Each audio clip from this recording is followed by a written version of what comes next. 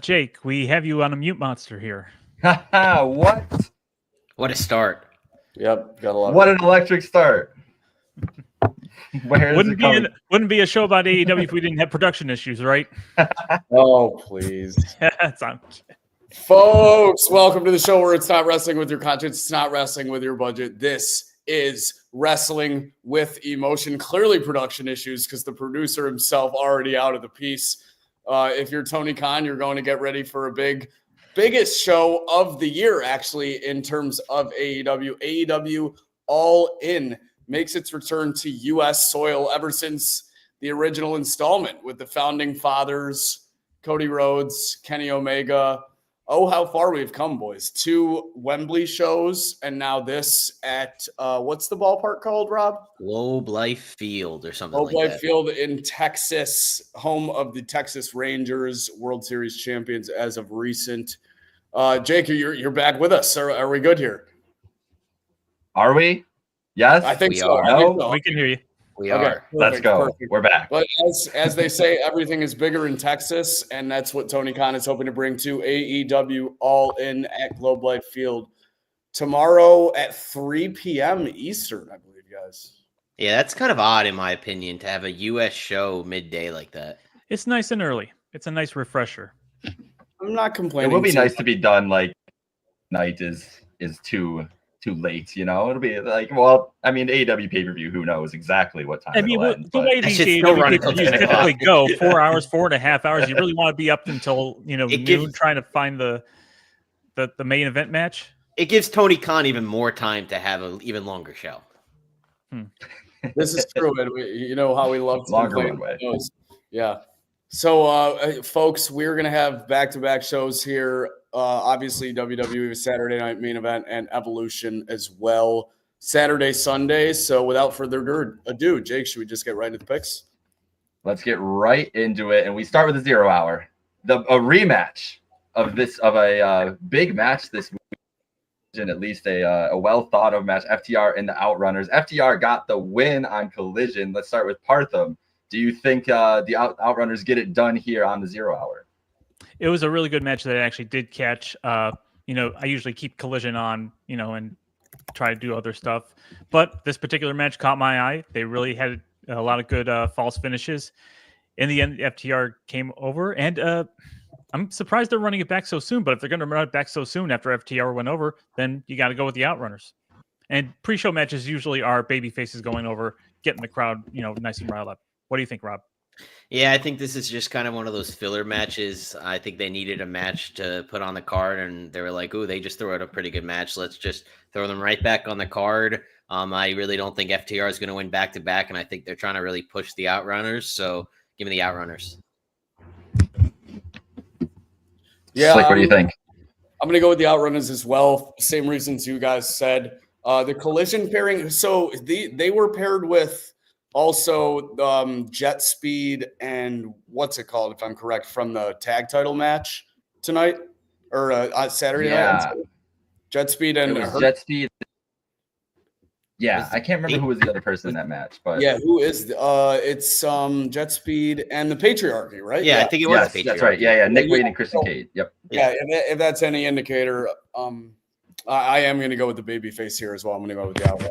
Jake, do we have a clean sweep, or what do you think? Clean sweep. I think that makes, I think that's telling that they did the match already on Collision, but give the Outrunners the big I already know that FTR they already said they're going to be watching that tag team title match very closely. So we'll see what happens there. Another 0 hour match we have.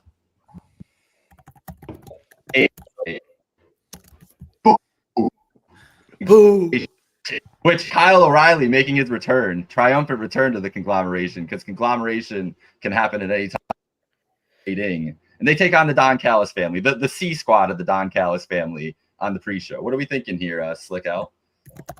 I mean, if you're having, actually, I was gonna get really quick into that prediction, but the Don Callis family is presented as the most dastardly family and faction in all of wrestling. I do think there could be a big spot with Don Callis family here to go total heel on the Big Boom family, if you will, the Boom conglomeration.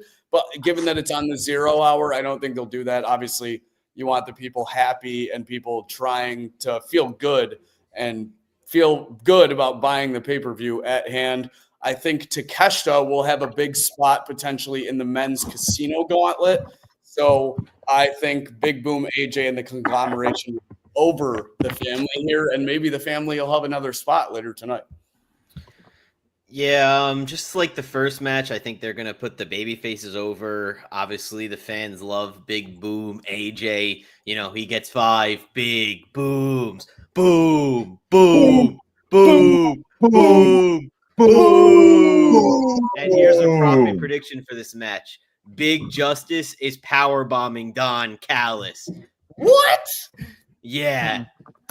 Oh what, my the God. kid? Not the little kid. The I love medium-sized it. Oh, the son. Dude, Big some Justice. people say that The medium-sized kid. the Big Boom power bomb rivals the last ride, and those are Big Justice and Big Boom AJ's words, not mine. Who did he power bomb People the are last saying. time he was around? I forgot. The last pay-per-view that AJ That's a wrestled. good question.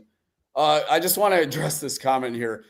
On a recent trip to Western New York, Ric Flair put down 9 tequila sodas at Ilya DePalio's. I saw he was at the restaurant, which is crazy. He went all that way, given that he's at the convention center during the day. Not surprised about the tequila sodas. I have even more stories that I can't even reveal on this stream. But hence, we're talking AEW. Speaking of Ric Flair, just real quick, after those 9 tequila sodas, you know what he was saying? Woo! There's only one thing to say after 9 tequila sodas. That or never mind. Yeah, I don't think you can say that on We're Live. No. You didn't know where I was going with that. A producer out again. Partham, we're kicking it to you though, I believe. Let's not spend too much time on this. Big Boom AJ is going to go over. It's a pre-show match. The celebrity's going to win.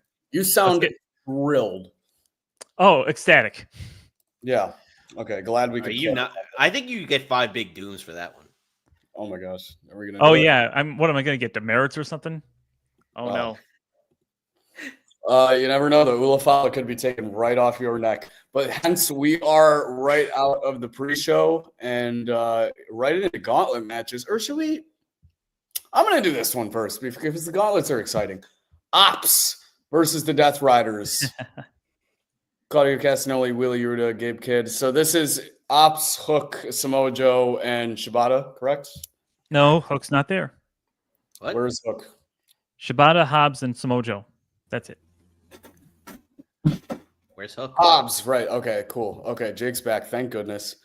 So I decided to do this one instead of the gauntlets first, Jake. You know, just Go for it. Yeah. For the end. So Hobbs, Joe, Shibata versus the Death Riders. Jake, start us off. Ooh, Before you do that, did you make your selection for the? Yeah, did you have Big Boom? Oh yeah, Big Boom AJ. Okay. Big power booms for everybody. Yeah, everybody. yeah. Gotta get it Big done. booms for Jake right now. The Ops and Death. This is interesting to me because, like, I don't know. Like it depends how you feel. Like around the. Does it depend on how you feel about the rest of the show? I feel like these guys, we definitely count on them being there later on. I'm gonna go with the Death Riders. I think the Death Riders get this done. I think they do a switch here, and it doesn't. Maybe even a beat down of one of some of the ops or one of the ops or trying to do something like that to keep them out of the fray possibly later on in the night. But I do think we get some Death Riders positive momentum early on in this show. So yeah, I'm going to go with Death Riders. Parthy. Oh yeah, Death Riders. I keep calling for this ever since we saw Hook get injured and go away. And he showed up the one time just to help them out very briefly and then sort of, shook them off and went to the back again. I feel like there should be something with Hook here. He should be returning. He should feel resentful that he's not a part of the Trios Championship. And he should, I don't know, turn heel or something and allow the Death Riders to win. I don't know if Hook's going to join the Death Riders necessarily, but I feel like this is a Death Riders win. Rob? Wouldn't that be something? Yeah, I really want the whole fall of Death Riders, but as we've seen in past, just any company, WWE doesn't matter. When you have multiple matches with the same faction, they never all lose. So give me the Death Riders in this one. I want to pick the ops pretty badly here, but it wasn't there a scenario just recently where Claudio was like embarrassed on TV or something with someone as well, maybe even Wheeler.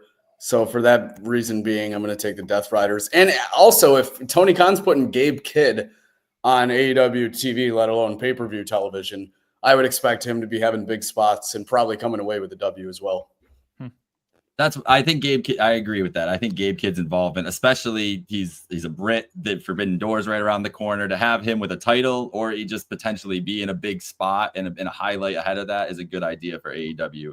And it just, Death Rider, it just, like you said, if it's a hook thing too, Parthy, like that makes the Death Riders even more imposing heading into the main event, right? It's like, oh my God, now they have the trios titles. Shibata is taken out backstage or whatever. He's completely, down, and they gained Hook too. It could look, trying to add the bleakness in more and more throughout this show. It wouldn't be a bad idea, I don't think. I think it would be weird if they added Hook to the Death Riders. I don't want to jump the gun, but especially if Moxley were to lose in the main event, that could kind of be the downfall thing with the Death Riders. Typically add members when the top guy loses like that. But you never know. We could be in for 3 curveballs in a row, so we'll see.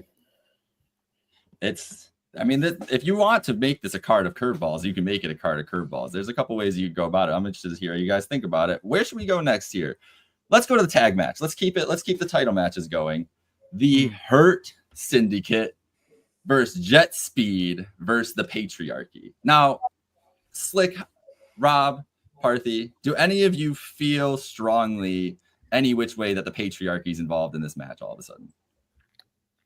I'm just because it's yeah, go ahead. My theory, my thought is that when is Christian Cage gonna get rid of that stupid contract? Why are we now going back into tag team wrestling with him? Put him into the picture somehow. Wait, which contract? Doesn't he? Am I losing it? Doesn't he still have the? He cashed that in. He did. What am I? He made a triple threat and he lost to Moxley. Oh yeah, I totally forgot about that. I don't know why I thought he still had it. Oh, good. That's out of the way then. So you're good. Then the issue here is with him. It's is this just the impetus for the Nick Wayne breakup? Is that what are they just using this as the vehicle for him to blame Nick Wayne for this loss, and then they have a big falling out at the All In pay-per-view? I can totally see Nick Wayne taking a pinfall, but which way that goes might be up in the air, because you'd think the Hurt Syndicate is just such a dominant tag team that they're just going to walk out with this. But they've been really pushing Jet Speed, even though I really haven't felt like they've been getting over with the crowds. And I mean, they tried to make them look like resilient, baby faces, getting beat down after beat down. And of course, in the Go Home show, what was it? The Patriarchy did a little concerto action on who was it? Bobby Lashley's leg. Lashley, multiple. So maybe that's another out for the Hurt Syndicate. Not to mention that they can lose the titles without being pinned. That's a great point. I mean, it is and they've made Jet Speed look like $1 million the last couple weeks as potential contenders here. So Partham, what do you think? Do you think that there's a chance the Hurt Syndicate walks out of here without the titles? There's a chance, but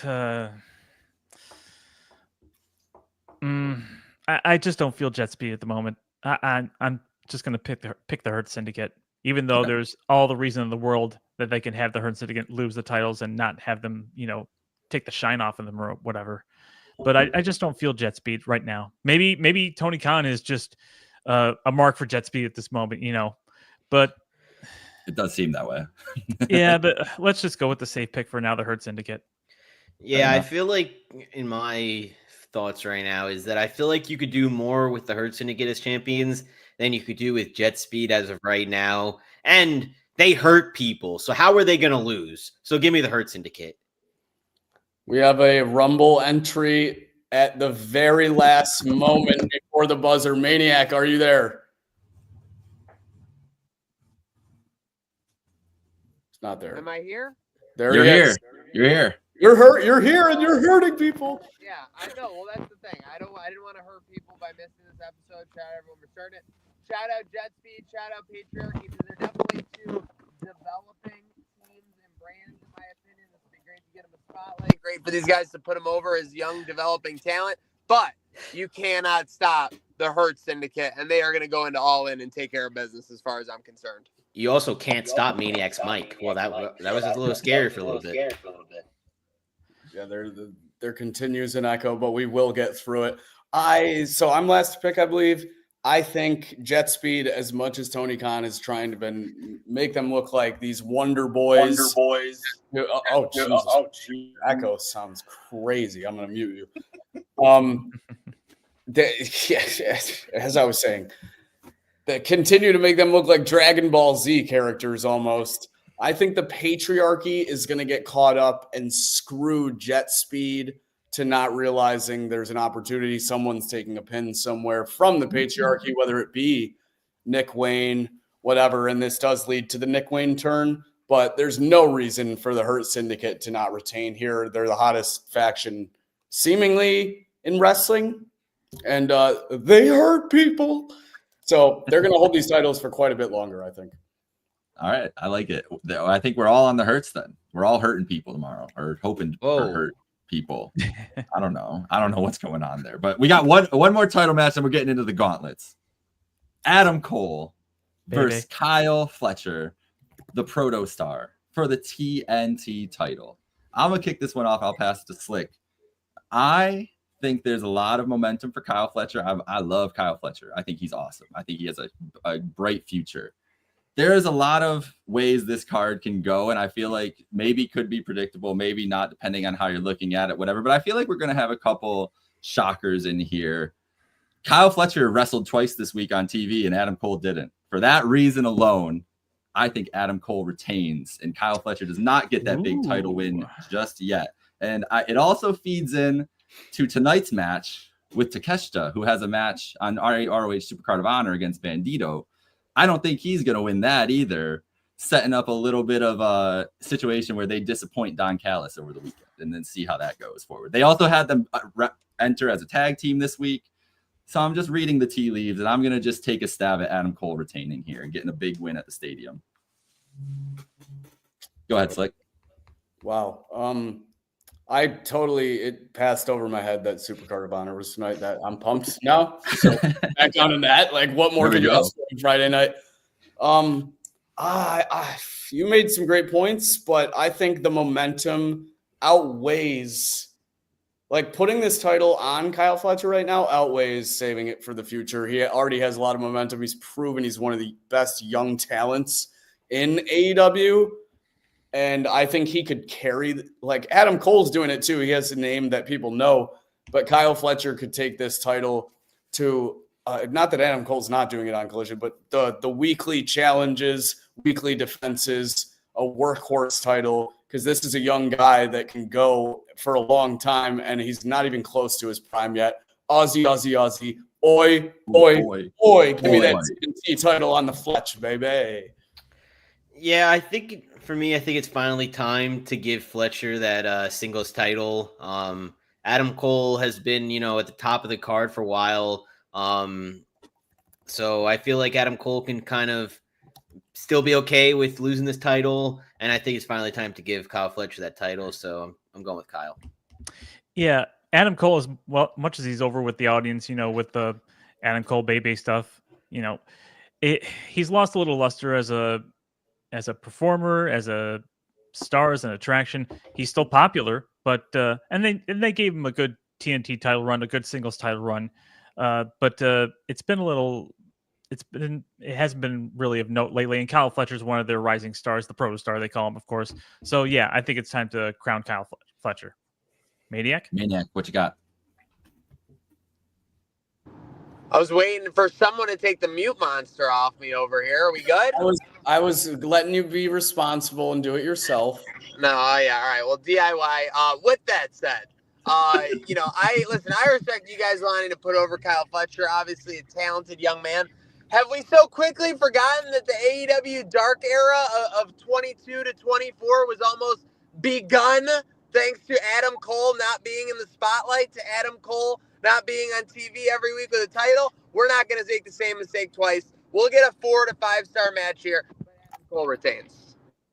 Let's go. All right. We're pretty split down the middle there. 2 on Cole, 3 on Fletcher. That's going to be a really fun match. I'm really excited about that. And I think honestly, a Star nice moment for Cole, like the main event of All In a couple years ago, and then to have everything that he had happen afterwards, like it was so chaotic. So to be back here, singles match at All In, I'm excited for him as a performer. And then Kyle Fletcher, like you guys said, it's like he's gonna have a lot of these moments too, like this one and a lot more to come. He's awesome. All right, let's get into some gauntlets. The women's casino gauntlet match for a future AEW Women's World Championship match. Starting the match will be Megan Bayne and Chris Statlander in the 1 and 2 places. If you're watching this review and you're not familiar with how this match works, everybody comes out. It's kind of like a Royal Rumble where everybody comes out as entrants, but the intervals are basically just when Tony Khan decides to send you out there. There's pretty random. There's no rhyme or reason. It could be as many people in the ring at once as you want. It could be 50 people, whatever. But the first person who gets pinned, it's over. So it's immediately done after that. So it could be 2 people, 50, whatever. So a very fun concept. They're running a women's and men's. So we're going to break down the women's match first here. First ever women's gauntlet match in AEW history, I believe. It is, I believe so. And on this stage here, it's a big spot for them to get a lot of people in. They've had some. There's a lot of talent. The all-star tags the last couple weeks. There's like Willow is going to be in this match. There's some good talent here, but any surprises? Do you guys have any ideas? I have one that I think is going to be a for sure. I think that Sari from she's been in Stardom. She's running her own promotion over in Japan right now. And I'm going to say this guy's name. I don't want to get verbal abuse here. Dave Meltzer is giving her some of the highest rated women's matches of the last like 5-10 years. Like this woman is world renowned. A wrestler. You can say whoop-de-whoop. It's still a big deal. I wish so badly we had the who the fuck is this guy? And I know, right? And I think that with Forbidden Door right around the corner, she is the biggest Forbidden Door candidate for a women's title match. That would be a big deal. So I think she's a potential person there. And then there's some returns, like Jamie Hayter hopefully coming back from injury. Maybe the Dr. Britt Baker coming back in this match here. She's fed bound. Yeah, maybe she's. Is she though? Like, is she even gonna wrestle again? Like, who knows what's good with her? Yeah, maybe she just wants to be a dentist, bro. Like, she's it's probably good living. Cleaning teeth and talking shit online, from what I see. But Did anybody hear the Tony Khan presser, like pre-presser or whatever, where he's using analogies tweets of it. He's using analogies to a football team and how you keep some people benched sometimes as to why Britt Baker is not on television. Yeah, because the Buffalo Bills bench Josh Allen once in a while because they got to give whoever the backup is this year. That is not even compared. I know, but it's stupid. It's stupid to bench your starters. Who the fuck wrote this bullshit? You know what the hell I mean. I agree. I'll just leave it at that.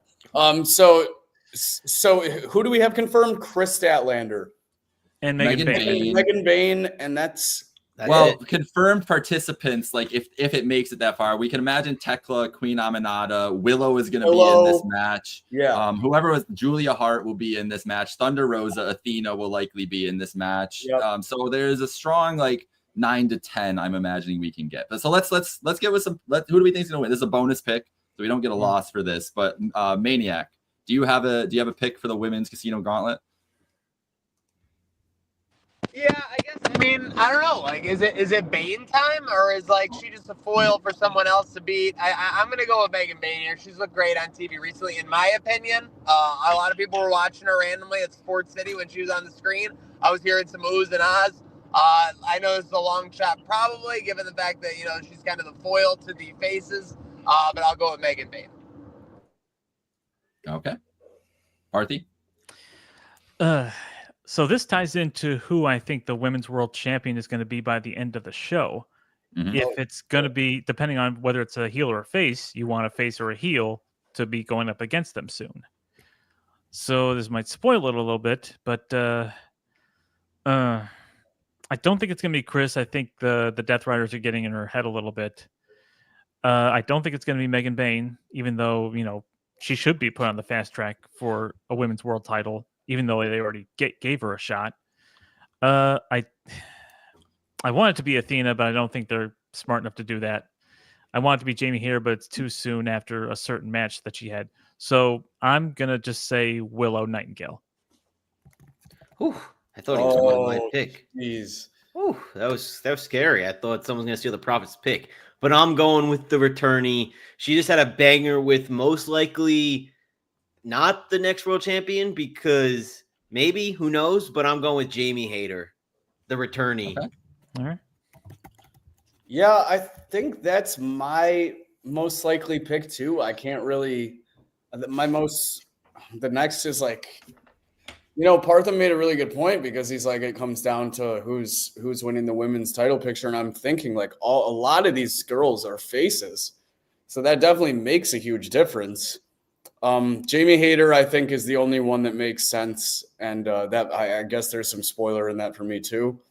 But a lot of fan favorites in here. I do think there's a GCW show in Dallas, Texas tonight that Elena Black, formerly Cora Jade, is scheduled for. I think if we have a Joker in a casino gauntlet, that's a perfect name her for 90 it. days up? She's in the area. I think it was.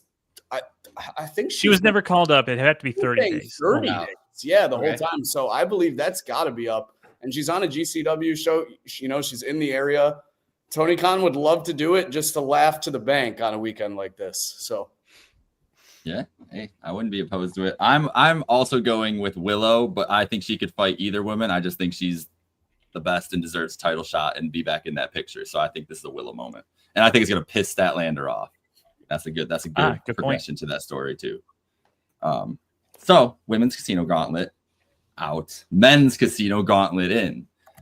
So we got this back again, guys, and we are starting off this one with MJF and Mark Briscoe, who are embroiled in a feud over MJF's tiny or big pickle, depending on who you ask. I think MJF would defend himself. I think that's fair. I'm just presenting both sides. Mystico is also confirmed for this match. Ricochet is also confirmed for this match, and we can expect this match to be pretty heavy star-studded. I imagine a lot of people getting big entrances during this. Any surprises, guys? Any thoughts on surprises? Well, and returns, I guess, too, would be a big thing. I'll leave El that for my Grande pick. Americano. Yeah. Yo, if El Grande, he's a world traveling man. The forbidden door is open. Can you imagine if they didn't like trademark it and AEW just pulled like the biggest? Oh, prank? they did. Well, of course, but like they just sent a guy out in a mask and we're like, yo, just like go with it. You'll get eliminated so fast, but just for a quick bit. No, I don't really know surprise wise. Who we've been thinking on? Guys have been out for a while. Trying to think. Well, there's one or two ways you could go about it. Yeah, there's some. I mean, Copeland comes to mind. Yes, as getting a big entrance there.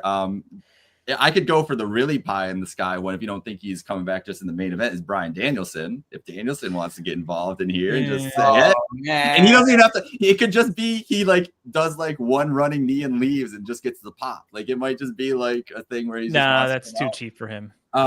He's. I mean, he might run in for one move, but not in a match. I'm just thinking Eddie Kingston. Yes, that's a guy who could return here. I'm trying to think if there's any other returners. Keith Lee is a great option, maybe if he's glorious. I signed him to Slick City Wrestling, and I haven't seen him since. Yeah, Jay White's get him booked, brother. Get him booked. Juice Robinson. He's been out for a while too, so maybe the Bang Bang Gang making their return. So yeah, some good surprise options. Maniac, do you have any options? Anybody want to miss him? I thought it was gonna stay in the ether, but yeah, I'm thinking this is a Cope spot. To sound crazy, but Monster Pop, probably a chance at one of the biggest pops remaining in his career. Don't mean to get morbid about it, but good spot to go here. Wasn't the latest dirt sheet on this that Cope wanted to pick it up with Christian or whatever, but Christian's going forward on the patriarchy storyline, so there's really no thing there. He wants to carry it out with Nick Wayne, apparently. Nick Wayne for sure. Real quick, because I know Eddie Kingston was mentioned. What do you have a better live odds at Eddie Kingston returning during this match, or maybe the main event to take out some Death Riders? that is the $1 million question about this gauntlet match. I feel like, because who's coming back during this and who could be there. I think that's a great question. I would probably say the main event, honestly. I'd say the main event just based on how it's a death match and it's against. Oh, dude, the history with Moxley is like insane, especially in AEW. And also, I'll spoil it right now, but I think Danielson's going to be coming out in the main event too. So like that I do too. That also lines up with that. So with that said, I got Cope coming back, but I think it's MJF like all the way to the end, I would say. Okay. I got a big returning before we go more to picks. Yeah. Back from Mount Everest, Darby Allin. Yeah. Wow. I can't believe none of us said that. That's also another I was going to say it when you got to my pick, you jerks. Yeah, well, I knew you were going to say it, so I had to step up in front of you before you take my It was my pick to begin with. So I'm picking Darby Allin to return from Mount Everest. I think he's going to win the Casino Gauntlet, and we're not going to see the last of him that night. Okay. Wow. Okay. Wait, so does this mean is this another title shot that's just whenever, wherever? Yes. Yep, it's a cash. Oh shit. Okay. Yeah. Darby is another person where I could see him in this match. I could see him coming back in the main event too. And I could see Darby in the main event as well. Yeah. So are you picking? What do you think, I think Darby's gonna be back, but I don't think he wants the world title because he had it in his hands and he decided to go to Mount Everest. He just told us in an interview he didn't. Hey, you know who else didn't want the world title? Bryan Danielson, and they gave it to him anyway for a couple months. That's true. Yeah, well, Darby Allin's not Bryan freaking. Yeah, that's different. So I'm going with MJF. Like I said on Wednesday night, he's got his mojo back, and he's going back for that world title. I'm going MJF too. I think there is heavy involvement from the Hurt Syndicate that leads MJF basically all the way to this. I do also have a Cope return. Probably when it's like looking like MJF's getting towards the end, the goal is almost achieved. Hurt Syndicate has no more obstacles in their way. The Cope music hits, huge pop. Ultimately, the numbers game wins. MJF by hook or crook wins the Casino Gauntlet. I like where all your heads are at. I think MJF will have too many ops in that match to get it done. I think Darby would get intercepted by the Death Riders. I'm going with Ricochet. Ricochet needs a big AEW World Title match and a big win, so I'm going with Ricochet. Okay. I think he gets it done here. Let's go into the tag team match of the night. The Young Bucks, the founding fathers, Matthew and Nicholas Jackson, who are putting their EVP status on the line against Swerve Strickland and Will Ospreay, who, if they lose this match, cannot compete for the AEW World Title for 1 calendar year. Well, they actually haven't said a calendar year. They just said 1 year, but I'm assuming calendar year. This is big. This is immense stakes on this match for the storytelling of honestly, a lot of the future of the promotion and the way that they can go with this way. Slick, do you want to start us off? Do you have any thoughts on this match? What do you Yeah, think? sure. I sound disappointed, and it's because I am. I love the idea of Ospreay and Swerve being the new EVPs of the company, the new faces, kind of a new wave era of AEW, if you will. I just don't see it happening. I don't see the Bucks being selfless enough to step away from television for that long. And I don't think that, well, actually, that's mostly just it. But people are going to say, you don't think Ospreay or Swerve will like go a whole calendar year without a title? No, I don't think they necessarily need to. Swerve definitely doesn't. He could be around the title picture, just not fully there. Ospreay is the one where everyone's going to be up in flames because everyone thought he'd be strapped like months ago by now. But he's a guy that's shown too he can continually do it and make it believable that he's one of the best on the roster, not only the roster, but on planet Earth, even though he still is defeatable. So I actually am going to go with the Bucks, and the circumstance sticks that they can't challenge. Bucks remain EVPs. Yeah, I'm conflicted on this one. I think it can go both ways. I know we've seen in the past that Ospreay, he's another one that really doesn't mind not being champion. Because there's been multiple times in his AEW career, the last, whatever he's been 2 years, that you really thought, okay, this is his time. He's going to go to that main event and win the title. Obviously, we've seen Swerve as the champion. Young Bucks, I feel like they could still do their whole founding fathers bit without being the EVPs. But I really don't think that Tony Khan can book a show for a whole year without two of his top baby faces being somewhere near the title picture. So I'm going Swerve and Ospreay. Yeah, I agree with you on that front. And oh, by the way, Slick, the EVP titles are not on the line. They're just on the line for the Bucks. Ospreay and Swerve are not winning EVP titles if they win. Well, that's just dumb then. Like, what the hell happened? No shit. Well, it's only Omega. Well, sorry, I didn't know like how you're presenting that to me. Yeah, that's really dumb. Because it would just make a lot more sense if like they want to carry on a new era of AEW. Yeah, it's basically just stripping the Bucks. They said they don't want to be EVPs. Yeah, they said they don't want it. They said Tony Khan and yeah, whatever. The people are the EVPs and Tony Khan is the EVP. Tony Khan. If honestly, that changes my mind. Not entirely. I'm not going to add so much time to us. I'm going to save us the trouble. But I want Swerve and Ospreay to win then, and Tony Khan to just come out and be like, nah, you know what? They're still EVPs. Like, you can't change that just because of a match stipulation. Tony Khan gets all the heat. That'd be awesome.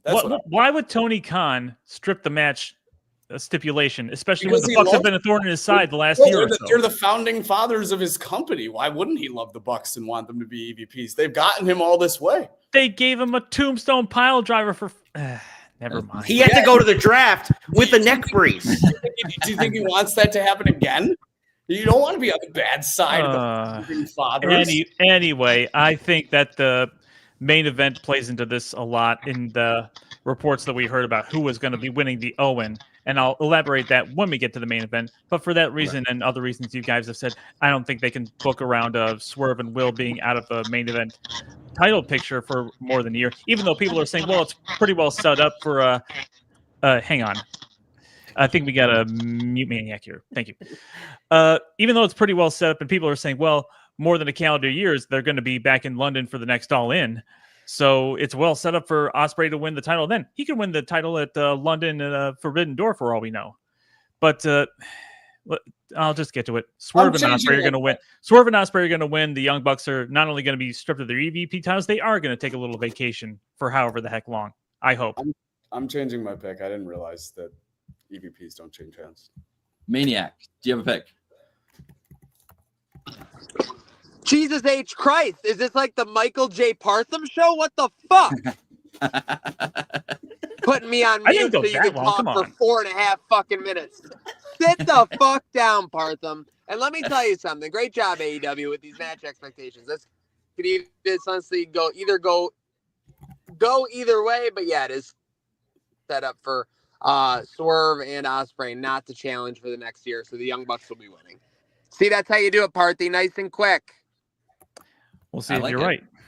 I see all the stakes around this match, all the chicanery, all the thing. I think it's going to come down to a simple in-ring wrestling story.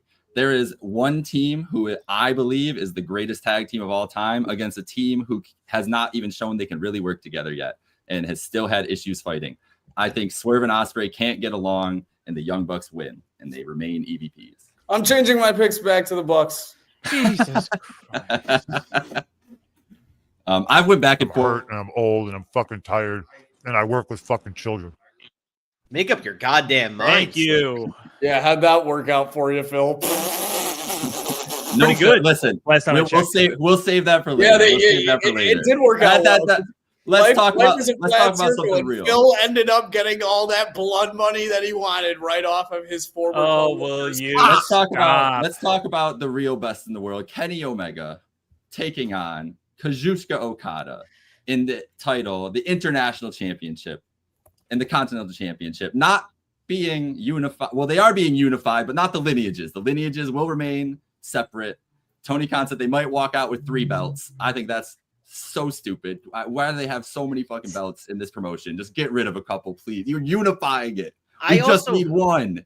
That reminds me of when Sammy Guevara unified an interim and an undisputed and then just carried around 2 for like ages. Yep. It's It's like, what are you I doing? hate not combining the lineage also. It's not like there's like some crazy history with either of these titles. They've been around for like 2 years max. Yeah. So I don't like that. I don't understand Tony Khan's obsession with his titles. That being said, I think the reason he brought up the 3 titles and the reason he mentioned that part and the way this match is going to play out is that Kazuchika Okada is getting this done. Kenny has been a beaten man. Kenny's first interview this week, he was like, I don't know how many matches I have left in me. Like, that's not a tone setter for a guy who I think's toppling Okada. And if Okada wins, the series between them is 2-2-1 with a draw in there, setting up for a rubber match later on, probably for this unified title down the line. And I think it's going to look real cool with Okada holding the unified title and Don Callis holding the international and continental titles. But my picks earlier play into this, guys, too, because if Takeshita and Fletcher both lose this weekend, the story becomes Callis is obsessed with Okada and the other 2 are being forgotten. And it's an impetus for them to finally turn on Callis, which is, I think, the direction they end up going with them. So I'm picking Okada, long story short. Maniac, we're going to round the horn this way. What do you got for Okada Omega round 5? I think you pretty much summed it all up there. So I got Okada in a classic here. You know, I thought that with the main event scene being the way that I'm going to pick it, I thought we needed a babyface to go over. But you said it, Jake, that Kenny's been out there saying how beaten up he is. And I think Tony likes putting belts on Okada, like from the Continental title onward, having him win the tournament and so forth. Yeah. I think the story is better with Okada winning that unified title and essentially a second world championship. And the people that could challenge him, maybe it could be Swerve and Ospreay if they happen to lose their match. Maybe even if they don't lose their match, they could still challenge for that. So yeah, let's say Okada. Yeah, I think this is going to be an all-timer. I mean, every match these two have put on have been bangers. So I'd expect nothing less. And I think give me the Rainmaker. So give me Okada. Yeah, I'll keep it short and sweet. You guys pretty much summed up everything. I think Jake is right. It sets up for the ultimate rubber match down the line, which could potentially even be Kenny Omega's retirement match. That's what I was going to say. Where it goes out in a Bryan Danielson type ending where he has the title on him and just ends up either relinquishing or going on to defend for a very short time. The Okada sweep is not what I was fully expecting when this match got made, but I think we're all on the same page. I think we're in the right frame of mind there. We're here. AEW Women's Championship. Timeless Toni Storm, the AEW Women's World Champion, versus 6 belts, the CEO, Mercedes Moné, the TBS champion, in what they have not only dubbed as the greatest, they've dubbed as the greatest women's wrestling match of all time. They're setting the standard, they're setting the expectations here. I definitely think it's got the potential for it. I'll start off the picks here, and I'll go to Slick. I've thought since this thing started, Timeless Toni Storm is the biggest face in this whole promotion, and this is the chance for the crowning achievement. And the story for Mercedes is not her winning by greed. It's what happens when she doesn't win. Does she lose confidence in herself? Does she build up a super faction to follow in the death route? Like, there's a lot of different options they can go. I think Toni Storm gets her stadium moment and gets her crowning achievement here. I think this is going to be a very, very, very, very, very, very good match. But yeah, I got Timeless Toni. What about you, Slick? I tend to agree with you, Jake. I think the theme here throughout this whole match is going to be Mercedes is so caught up in the timeless mind games and the hatred and trickery that they've been trying to pull with each other leading up to this. It forces Mercedes to take her mind off just focusing on winning the big one because she's still caught up in how good she is and the glam she has with all these other belts. It's not the end of the world if she doesn't get it, not the full focus, just more focused on being in Tony's head. And I think that will cost her drastically, and AEW All In Texas will end in timeless fashion. Yeah, this one worries me just because we all know who Mercedes Moné is. But I think she's finally gonna let someone go over her. So give me Timeless, and let's pray that happens. Oh, you sweet summer children. Don't we all know the Monet train never stops? Don't you start with this. By the way, the Go Home on Dynamite, their promo together, Timeless Tony, very good way with words, saying how these belts are a mask for Mercedes, saying how she just wants a good death. Meanwhile, on the other hand, Mercedes and her writer, Jennifer Pepperman. And that's all I have to say about that. But regardless of that, it's going to be the belt collector again, Mercedes Moné. She's going to have one more to add to her collection. She's probably going to have to bring him down in a wheelbarrow or do the ultimate dragon, draped with 6 titles on each arm or whatever the heck it's going to be. But unfortunately, yeah, they're going to crown Mercedes as the world champion. Maniac. Yeah, I mean, everything you said's right, but there's only one way that it's the greatest women's match in AEW history, and Tony winning just helps everything as far as the women's division going forward. So I'll take Timeless Tony. Oh, by the way, Jake, you talking about Mercedes possibly forming a super faction? I could see that. In fact, I got that feeling. Got a feel. Okay, hey, that could be an impetus in this main event too. So Parthy's got the vision.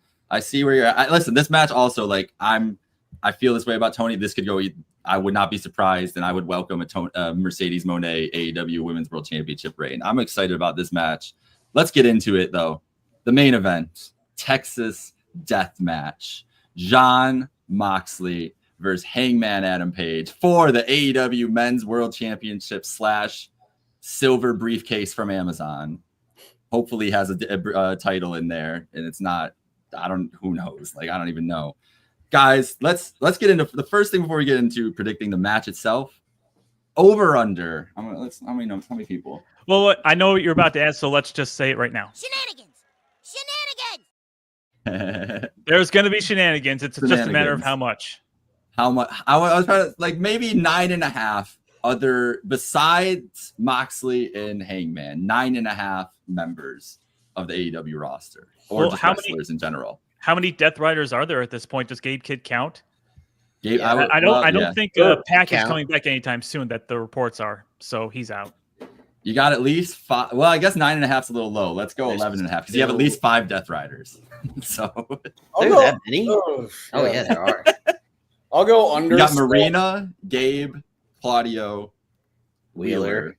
Yeah, so 4. All right. You have the Young Bucks, Sticks. You have Swerve and Osprey, probably, maybe Swerve, but maybe Darby. We'll count Osprey, maybe Darby, maybe Sting. I think Sting is going to come out. Maybe BD. Maybe Bryan Danielson. Bryan Danielson, Eddie Kingston. The Ops, Samoa Joe. Bryan Danielson's storyline makes a lot more sense than Sting. I just can't see Sting getting off. Well, if Darby comes back and he's all of a sudden in distress, Sting did come back seek and destroy at Wembley last year. Yeah, it would seem that even with the addition of the Young Bucks in their alliance, the heels are kind of outnumbered as far as all the people that they've pissed off and would want to get involved in this match. What is it? Which is why they're wild, kind of like the Bloodline, right? I think this is going to be AEW's WrestleMania 40, the last 10 they want it to be. Absolutely. Yeah. Which is why it's it is interesting. The key wild cards in this would be Swerve, Danielson, Eddie Kingston, and how they react to the situation. Well, I guess Danielson we would know, but Eddie Kingston, even how he reacts to the situation is interesting. Darby showing up, what does he do in the moment? There's so many different key characters that come into this, and it's gonna. I say there's at least 12. 12. Are we getting the Shield? Yeah, can you imagine Roman and Seth run out through the crowd? All right, so let's get to it. Maniac, you got a prediction there, buddy? What do you think's gonna happen? Yep, I got Hangman Adam Page. Enough is enough with this Death Riders storyline. The only reason I hope that they'll say they didn't end it sooner was because they can give it the big payoff here over the last 2 to 4 months or whatever. Hangman Adam Page after 8 minutes of shenanigans and then a double buckshot. All right. Yeah, there are going to be some ridiculous shenanigans in this match, like straining logic and reason, I would even say. But unfortunately, this is not the end for Jon Moxley. Not quite yet. I don't think Hangman's in this for himself. He's not in it for AEW. He's not in it to avenge AEW. He's in it to avenge himself. And I think Moxley, that's his hang up, or at least his character is that he's hung up on the right guy winning it, and Hangman is in it for entirely selfish reasons. But the big one is, of course, and I keep going back to it, but of course, this is the entire reason for my pick here.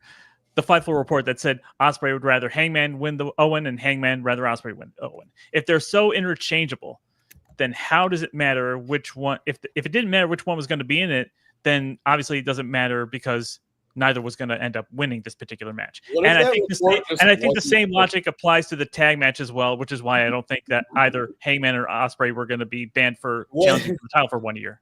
That was so long ago. And part of what if that report just flat out wasn't true? Like, would your opinion change? No, he's gonna blame the report and say he wasn't wrong at all. That's what'll happen. And he'll say that he never believes Meltzer. It wasn't Meltzer's report. It doesn't matter. It wasn't the one time until it was. Yeah, so. make sure you cite the report carefully, or someone will come after your timeline. We know. Crying out loud. Anyway, we all thought it was Ospreay's tournament to lose, and then Hangman won it. So, as far as I'm concerned, honest, I think it was kind of like, you guys have all been expecting Ospreay to win from the second he came into AEW. I think the story has clearly been that that's not the case. He doesn't need to. Yeah. I think that Moxley is going to go over Hangman. I think the entire reason for the Texas Death Match is neither guy wanted to get pinned. So this is a submission or knockout match, essentially. That's Texas Death Match. And I think Moxley is going to go over Hangman. But that's not going to be the end of the night, folks. But let's go on to Rob's pick. Oh, thanks. I think it's time to end the Moxley reign of terror that he's been on. I think it's finally time to hopefully see a title come out of that briefcase. Hopefully, maybe it'd be pretty awkward if there's no title in that briefcase. And I think it sets up who wins the Casino Gauntlet in MJF. I don't think you really have MJF versus Mox. So give me Hangman. They open the briefcase. There's no world championship in there. CM Punk's music hits because you guys forgot who the real world's champion was. No, and then Cena comes out. Yeah. Talk about fantasy booking if you want WrestleMania 40 type stuff. I'm going with Hangman. I think all roads have led to this. I think if they were in on Darby being world champion, they were out on it a bit ago, and they rerouted to this, which I hope is the case because Tony Khan has not gotten the message up until now, and if he hasn't by the end of tonight, we got a serious problem on our hand, brothers. But I think Hangman gets it done. He overcame the odds against Ospreay in the tournament, which was a pleasant surprise to most, and I think he beats Mox and ends this Death Rider nonsense, basically, that we've had for the past 6 months. Yeah, I think I don't think this means that it's out of the realm of possibility, but this is such a layup for the promotion to just give Hangman this win that if they blow this, it's like LeBron James running down the court, blowing a layup with a toddler chasing him who's tumbling over him, can't even walk. And it happening. It's such an easy, this is the easiest decision you guys have ever had to make fans happy because there's really not a lot of negatives if you have him win. If you have Moxley win, good luck 8 o'clock and on tomorrow on socials, which we know Tony Khan pays attention to. If Moxley wins, you'll have people so hyped for Goldberg versus Gunther. I will be, literally. And we keep mentioning that's where I'm at this point. So I'm not saying it's out of the realm, but we keep mentioning the tribal. What the hell is that match called? Tribal Combat.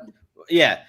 We keep mentioning that WrestleMania 40. It's literally the same thing here. You need to have Hangman win this match, just like how they needed Cody to win that match. It's the same thing. I know everybody. I too want the Death Riders to end. I too want someone to go over Jon Moxley, and I too think it should end at this show. But I'm afraid I've got some bad news. Hangman's not the guy. I'm conducting business. Enough of you. Holy no. Nope, not quite enough. Because even though Hangman's not going to win, This is still cinema. They call this cinema. Didn't we? Because let me finish. Darby Allin is going to cash in his title match at the end of this match, and he's going to basically call out Jon Moxley like Jon Moxley called out him to cash in his world title opportunity last year. And Darby Allin is going to walk out AEW World Champion. Brother, you got to take that fantasy booking shit somewhere. We'll see. Go ahead, play the clips. We'll see.